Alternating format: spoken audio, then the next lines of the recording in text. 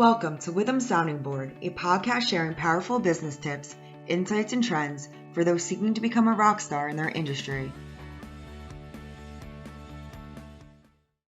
Welcome everyone to Witham's Perspectives from the Bankruptcy Cliff, where we provide our perspective on various questions related to insolvency and bankruptcy affecting individuals and businesses.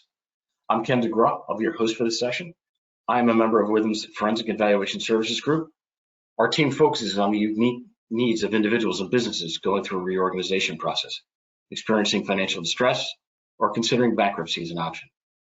Today I'm joined by Stephanie Danos, who's also a member of the team, to get her perspective on making that decision to file for bankruptcy.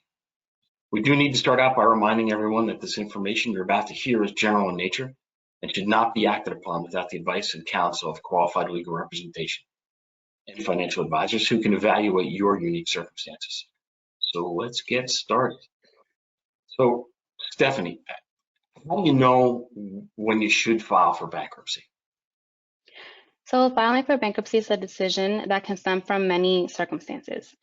A few good indicators include when you owe more money in debt than you can afford, or you can only afford to pay for things using a credit card, when creditors are suing you for payment of debts, when you're skipping one bill to pay another, when you've defaulted on loans, or when your home is in danger of foreclosure.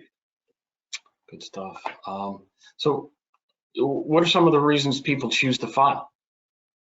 Yeah, so people file for bankruptcy for many reasons, some of which include medical and credit card debt, which are at the top of the list, lawsuits, reduced income or job loss, especially common right now due to COVID-19, divorce, unexpected expenses or emergencies, and student loans. All right. Assuming I'm thinking about this and I'm really not sure what to do next, who do I contact? Bankruptcy petitions can be filed by individuals, spouses, and entities. Despite this, it's highly recommended to first seek out an attorney as they will be able to guide you through the process. Yeah, good advice. So I understand that there's a whole bunch of different chapters. Is there limits to which ones I can use? Yes, certain chapters are tailored for businesses and others for individuals. Both Chapter 7 and 13 have maximum secured and unsecured debt limits of about 1.3 million and $500,000 respectively. Note that these amounts are subject to change periodically.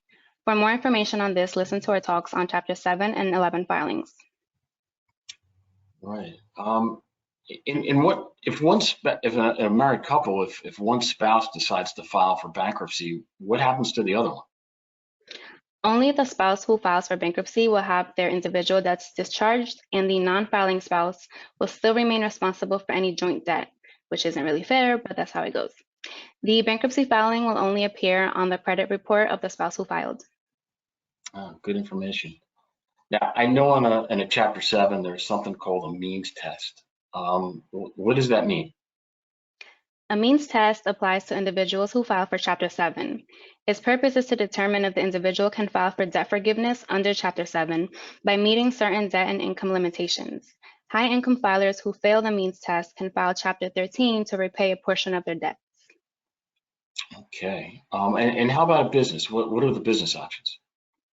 Generally, the options for business owners will be Chapter 7, 11, or the new Subchapter 5.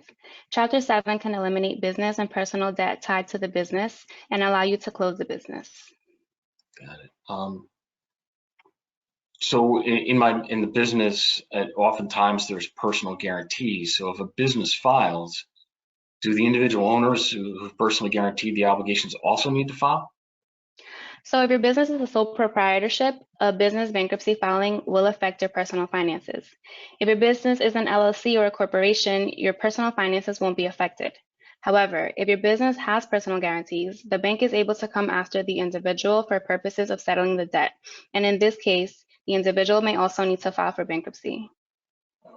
Right. And if there's similarly, so if there's a cosigner on certain debts, what happens when the entity, when the primary files for bankruptcy?